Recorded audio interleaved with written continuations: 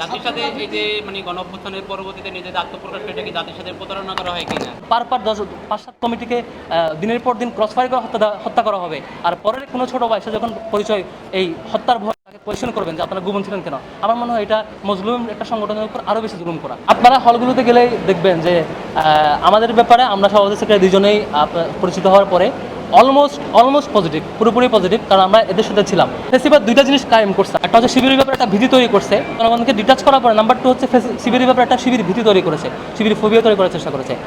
আমাদের অ্যানাউন্সমেন্টের পরে, আমাদের পরিচয় আসার পরে শিক্ষার্থীরা বরাবরের মতো এই পুরো বয়ান একেবারে ভেঙে গেছে, কারণ আমি তো তাদের সাথেই ছিলাম, আমি তাদের সাথেই হলে ছিলাম। আমার ব্যক্তিত্ব, আমার আচরণ দীর্ঘ 5 বছর খুঁটে খুঁটে যারা অ্যানালাইসিস করার সুযোগ পেয়েছে, তারা নতুন করে কিছু ভাববার সুযোগ নাই, তারাই ফিডব্যাক দিচ্ছে অনলাইনে। যেমন একটা ছবিতে দেখবেন যে আমি বসা, পাশে দুজন ছাত্রলীগের নেতা বসা, একটা ইফতার প্রোগ্রাম। আমি নিজে সেই জসীমউদ্দিন হল ডিবেটিং ক্লাবের সভাপতি ছিলাম, আমি এটার হোস্ট ছিলাম। আর আমার হল ডিবেটিং ক্লাবের সাবেক একজন সভাপতি রাকিব সিরাজি, সেই ছাত্রলীগের নেতা ছিলেন, তিনি দাওয়াত পেয়েছেন ক্লাবের সাবেক হিসাবে। আবার তানভীর হাসান সৈকত, তিনি দাওয়াত পেয়েছেন, সে হচ্ছে আমার হলেই থাকতেন এবং ছাত্রলীগে তখন পুষতেন।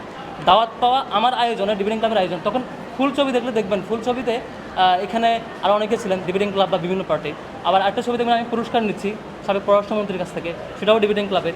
আরেকটা ছবি দেখবেন আমি সৈকতকে ফুল দিচ্ছি, সেটাও ডিবেটিং ক্লাবের। যখন সৈকতের ছাত্রলীগের যখন সে সময়ের কমিটি হওয়ার পরে দেখবেন যে হলগুলোতে বা সব জায়গায় বাঁধন, ডিবেটিং ক্লাব, কুইজ সোসাইটি সহ অন্যান্য যে সংগঠনগুলো থাকে, সামাজিক সংগঠন, এই সামাজিক সংগঠনের পক্ষ থেকে সাধারণত তাদেরকে ফুলের শুভেচ্ছা দেওয়া হয়। এটা খুবই স্বাভাবিক। আপনি এই সিঙ্গেল ছবির ব্যাখ্যা পাবেন গ্রুপ ছবির অ্যানালাইসিস করে। আমার গ্রুপ ছবিতে, ফুল দেওয়ার গ্রুপ ছবিতে বাকি যারা ছিলেন আমার পাশে, তাদেরকে জিজ্ঞেস করবেন যে ছবিটা কিসের, তারাই রিপ্লাই দিবে যে আমরা কবি জসীমউদ্দিন ডিবেটিং ক্লাবের পক্ষ থেকে গিয়েছিলাম, পক্ষ থেকে এটা সৌজন্য শিক্ষা ছিল। টোটাল মুভমেন্ট নিয়ে অনেকগুলো কোয়েশ্চেন আসবে, আমি এক লাইনে যদি উত্তর দিই। এখানে এই আন্দোলনটা ছিল সাধারণ ছাত্রদের, যেমন এখানে অন্য সকল দলের, সকল সংগঠনের নেতা এবং কর্মীরা যার দল এবং মতের পরিচয় ভুলে গিয়ে যার সামর্থ্য অনুযায়ী এখানে এঙ্গেজ হয়েছে। ছাত্র শিবিরও তার যেটুকু রিসোর্স আছে, সক্ষমতা আছে, তার সক্ষমতা এখানে এঙ্গেজ হয়েছে। কোনটা কার প্ল্যান, কীভাবে না হয়েছে, এগুলো ক্রেডিট নেওয়াটা আমার মনে হয় বৈষম্যবিরোধী ছাত্র আন্দোলনের স্পিরিটের সাথে যায় না। এখানে মূলত সবাই তার মত দল পরিচয় ভুলে গিয়ে সবাই একসাথে আন্দোলন করেছে, এটাই স্বাভাবিক। এবং আমরা এই স্পিডে থাকতে চাই। এখানে আমি কী করেছি, ওনারা কী করেছে, এই অ্যানালিসিস অন্তত ছাত্র শিবির আমরা যাবো না আর কি। তবে আমরা যা করেছি সেটা আমাদের সাথে যারা সম্পৃক্ত ছিল তারা, পাশাপাশি বাকি সকল সংগঠন, এখানে বাম সংগঠনগুলো, ছাত্রদল সহ অন্যান্য সংগঠনগুলো, একই সাথে যারা কোনো দলের সাথে পরিচয় না, এমন বিভিন্ন জেনারেশনের, যেমন যে শিশুটা স্কুলের ছেলেটা মুভমেন্টে নেমেছে, ইংলিশ মিডিয়ামে যে ছেলেটা মুভমেন্টে নেমেছে, যে রিক্সা চালকটা মুভমেন্টে অংশগ্রহণ করেছে, যে নারী এবং শিশুরা বা অন্যান্য গ্রুপ অফ পিপল যারা এঙ্গেজ হয়েছে, তারা কেউ তো দলীয় পরিচয় আসে নাই। সুতরাং এখানে দলীয় কোয়েশ্চেনগুলো আসলে আমার কাছে মনে হয় বৈষম্যবিরোধী ছাত্র আন্দোলনের স্পিডকে প্রশ্নবিদ্ধ করার সাথে সামঞ্জস্যপূর্ণ। এই জন্য আমি এই ধরনের ক্রেডিটের কোনো সাথে যাবো না। জাতির সাথে এই যে গণঅভ্যুত্থানের পরবর্তীতে নিজেদের আত্মপ্রকাশ এটা কি জাতির সাথে প্রতারণা করা হয় কিনা? ছাত্র শিবির 2009 সাল থেকে 2009 এর পরবর্তী যে সময়, 9 থেকে 14 যে পিরিয়ডে ছাত্র শিবির সারা দেশে ওপেনে কার্যক্রম করেছে। পরবর্তী সময়েও ছাত্র শিবির টোটালি যেখানে সম্ভব ওপেন কার্যক্রম করার চেষ্টা করেছে। প্রশ্ন হলো, কোনো ছাত্র সংগঠনের কেন্দ্রীয় সভাপতিকে 56 দিন রিমান্ডে দেয় আর কেউ কিছু বলে না। যখন ছাত্র শিবিরে দেখবেন যে বিভিন্ন শাখার সভাপতি সেক্রেটারিকে গুম করে ফেলে, এখন আমাদের অনেক শাখার সে সময় সভাপতি সেক্রেটারি গুম অবস্থা আছে, তো বিভিন্ন থানা শাখার সভাপতি সেক্রেটারিকে উঠে আমাদের হত্যা করা হয়েছে। আমাদের শত শত দায়িত্বশীলকে বিভিন্ন মিথ্যা মামলা জড়িত করে রিমান্ডে নির্যাতন করা হয়েছে। আপনি বলবেন যে তোমার বড় ভাইকে গুম করে হত্যা করা হয়েছে, তুমি কেন পরিচয় দিচ্ছ না, এই কোয়েশনটা ভ্যালিড? নাকি তোমার বড় ভাইকে কেন হত্যা করা হয়েছে এটার বিচার চাই, এই প্রশ্নটা ভ্যালিড? আপনার আমার আগের জেনারেশন পার 5-7 কমিটিকে দিনের পর দিন ক্রসফায়ার করে হত্যা করা হবে। আর পরের কোনো ছোট ভাই সে যখন পরিচয় এই হত্যার ভয় তাকে কোয়েশ্চেন করবেন যে আপনারা গোপন ছিলেন কেন। আমার মনে হয় এটা মজলুম একটা সংগঠনের উপর আরও বেশি জুলুম করা। এটার সাথে আমার মনে হয় প্রশ্নটা এইভাবে আসে না। দ্বিতীয়ত যেটা আপনি দেখছেন যে শুধু শিবির সন্ধ্যায় বিশ্বজিৎকে হত্যা করেছে, একটা হিন্দু ধর্মের একজন ভাই, তাকেও হত্যা করেছে শুধু শিবির সন্ধ্যায়। ফেসিবাদ দীর্ঘদিন ধরে যখন একটা রিপিটেডলি এস্টাবলিশ করতে চাইবে, সেখানে আপনি কথা বললে আপনারা ট্যাগ দিয়ে মারা ফেলবে, আপনি এখানে একটা বয়ান এস্টাবলিশ করা খুবই স্বাভাবিক, কারণ এখানে প্রত্যেকটা উপাদানে এটাকে হেল্প করছে। কেউ উপাদানটা বিরোধিতা করতে পারে নাই। এই উপাদান যে ন্যারেটিভ যে এস্টাবলিশ করো না কেন, কেউ হয়তো সমর্থন দেয় নাই, কিন্তু বিরোধিতা কেউ করতে পারে নাই। সমন্বিত সামগ্রিক ইফোর্ট দিয়ে একটা ন্যারেটিভ দাঁড় করায়, ন্যারেটিভ এস্টাবলিশ হতে বাধ্য। এখন এটা ন্যারেটিভ রাইট অর রং, এটা সিদ্ধান্ত দিবেন আপনারা সাংবাদিকরা যারা আছেন, তারা যাচাই করবেন, অ্যানালাইসিস করবেন যেটা সত্য কিনা। ছাত্র রাজনীতি ফরম্যাটে থাকবে, ইউনিভার্সিটি কোনো ব্যাপারে সিদ্ধান্ত দেওয়ার অথরিটি ছাত্র রাজনীতি থাকবে না, এটা ডিফাইন করবে ইউনিভার্সিটি প্রশাসন। তারপর ছাত্র রাজনীতি একটা পরিবর্তিত রূপ, সুন্দর একটা রূপ আসে। 2009-8 সালের নির্বাচন পরবর্তী যখন আওয়ামী লীগ ক্ষমতা আসে, তারা এখানে তাদের ফেসিবাদ কায়েমের কিছু ব্যারিয়ার মনে করেছে। আপনি দেখবেন যে প্রথমে হচ্ছে সেনা হত্যাকাণ্ড বিডিআর বিদ্রোহের নামে, এটা প্রথম ব্যারিয়ার হচ্ছে সেনাবাহিনী, নির্দেশপ্রেমী সেনাবাহিনী এদের ব্যারিয়ার হতে পারে, এদেরকে প্রথমে হত্যা করেছে। আর সেকেন্ড, আমি যেটা বিশ্বাস করি যে সেকেন্ড ফেসিবাদ কায়েমের সবচাইতে শক্তিশালী বাধা মনে করেছে ছাত্র শিবিরকে। এই জন্য প্রথম থেকে ছাত্র শিবিরের উপর অ্যাটাক করেছে। দেশব্যাপী এমন কোনো লেয়ার নাই যে লেয়ারে ছাত্র শিবিরের অ্যাটাক হয় নাই। আপনি দেখবেন যে খুবই তৃণমূল পর্যায়ে আমি অসংখ্য ভাইকে দেখেছি যে সে নামাজ পড়ছে, ওখান থেকে ধরে নিয়ে গিয়ে বলছে যে অস্ত্রসহ গ্রেপ্তার, গিয়ে হচ্ছে করছে। মানে একটা ছাত্র সংগঠনের কেন্দ্রীয় সভাপতিকে বিনা অভিযোগে বিনা অপরাধে 56 দিন টানা রিমান্ডে রেখেছে, কেউ কিছু বলতে পারে নাই। আপনারা হলগুলোতে গেলেই দেখবেন যে আমাদের ব্যাপারে আমরা সভাপতি সেক্রেটারি দুজনেই পরিচিত হওয়ার পরে অলমোস্ট পজিটিভ, পুরোপুরি পজিটিভ, কারণ আমরা এদের সাথে ছিলাম। এমন না, অনেকেই ফেসিবাদ দুইটা জিনিস কায়েম করছে, আমি আপনাদেরকে ক্লিয়ার করি।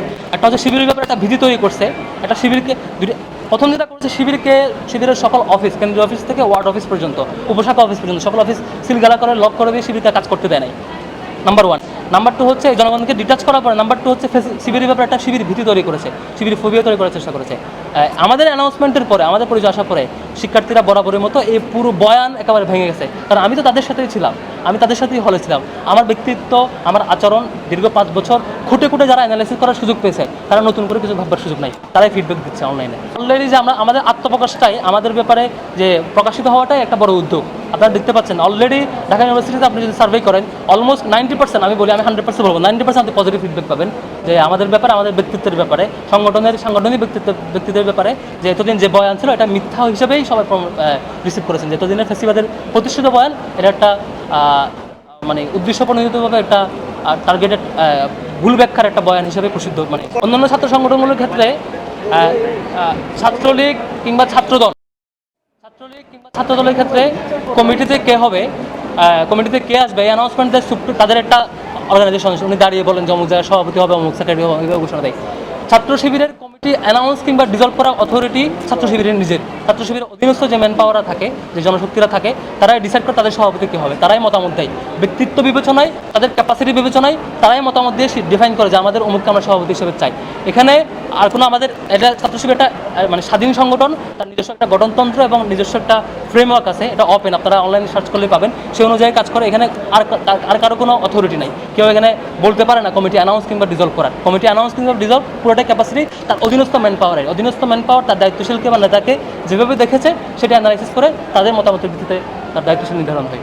আইন কখনো কোনো ব্যক্তি বা কোনো গ্রুপ অফ স্টুডেন্ট কাউকে মানে ফ্লোট দেওয়া, কাউকে অ্যাক্সেস বন্ধ করার অথরিটি রাখে না। এটা অথরিটি একমাত্র প্রশাসনেরই, এটার আইনি অধিকারপ্রাপ্ত ব্যক্তিবর্গ করায়। আর এর বাইরে যেগুলো আইনি প্রচেষ্টা, এগুলো এই যে মব জাস্টিসকে যেমন আপনারা বিরোধিতা করেছেন না, এটার মূল্য এখানে বাকি কেউ এখানে হা না বলার অথরিটি রাখে না, এটা নিঃসন্দেহে তারাও একমত পোষণ করবে। আর দ্বিতীয় হচ্ছে ছাত্রদেরকে গ্রহণ করবে কিনা এটা শিক্ষার্থীরা বলবে। আপনার শিক্ষার্থীদের রেসপন্স চাইতে পারে, শিক্ষার্থীরা ছাত্রদেরকে গ্রহণ করবে কি করবে না, নাকি বয়কট করবে, এটা তাদের তার সিদ্ধান্ত নেবে। আন্দোলনটা কোনো দলের ছিল না, আন্দোলনটা সকল মতের, সকল দলের, তার মত, দল, বর্ণ, ধর্ম পরিচয় ভুলে গিয়ে তাদের আন্দোলন। এখানে একক কোনো কারো সাজার, কারো অ্যাক্টিভিজম সাজার সুযোগ নেই। এখানে সবার মতের, সবার কমন টার্গেটে সবাই একাকারে মিলিত হয়েছে। আন্দোলনটা ছিল কোটা আন্দোলনের পরবর্তী অনেকে যখন শহীদ হয়েছে, তারপর এটা সরাসরি পরবর্তীতে এটার ওই শহীদদের এই রক্তের বদলা নেওয়ার বিচার চেয়ে আন্দোলন। তাও যখন বিচার চাওয়া হয় না, এর এক পর্যায়ে এক দফায় আন্দোলন চলে যায় আর কি। আর এখন যারা বিরোধিতা করছেন, আমার কাছে মনে হয় যে ওনারা ফিল্ড স্টাডি করবেন এবং ওনারা শিক্ষার্থীদের রেসপন্স চেক করে, আসলে চেক করে ভাষা তথ্যের উপরে কোনো কথা বলবেন, এটা আমি আশা করি আর কি। এবং প্রত্যেক সংগঠনের নেতৃবৃন্দ এই লাস্ট ফেসিবাদ বিরোধী আন্দোলন যেভাবে সবার ব্যাপারে সুন্দর সৌহার্দ্যপূর্ণ সম্পর্কের মধ্যে দিয়ে মুভমেন্টে এসেছেন, সামনে ইস্যুগুলোতে সামনে আসবেন, এটা আমি স্বাভাবিকভাবে আশা করতেই পারি। যেহেতু রিসেন্ট একটা মুভমেন্টে এই এক্সাম্পলটা আমরা পেয়েছি। মজলুম সংগঠনকে, যে সংগঠন সবচাইতে বেশি নির্যাতিত, সবচাইতে বেশি নেতাকর্মী হারিয়েছে, সবচাইতে বেশি তার সব কিছু হারাতে হয়েছে, সেই সংগঠনকে কোয়েশ্চেন করা ভ্যালিড না আসলে, এটা আবারও একটা জুলুম।